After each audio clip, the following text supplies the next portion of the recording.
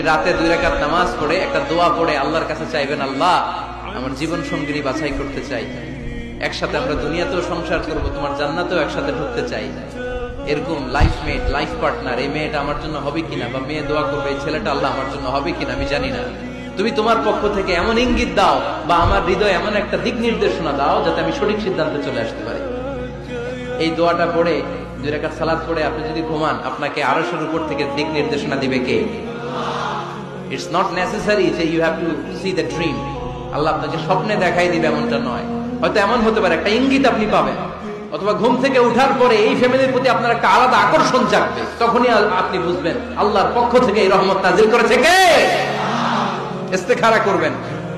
সহিহ বুখারীর হাদিস, কানা রাসূলুল্লাহ সাল্লাল্লাহু আলাইহি ওয়াসাল্লাম ইউআল্লিমুনা আল-ইস্তিখারা ফিল উমুরি কুল্লিহা কামা ইউআল্লিমুনা সূরাতা মিনাল কুরআন। বিশ্বনবী আমাদেরকে যেভাবে কোরআনের সূরা শিখাতো ওইভাবে ইস্তেখারাও শিখায় দিয়েছে, বলেন সুবহানাল্লাহ। 2 রাকাত নামাজ পড়বেন, এরপর আল্লাহর কাছে দোয়া করবেন।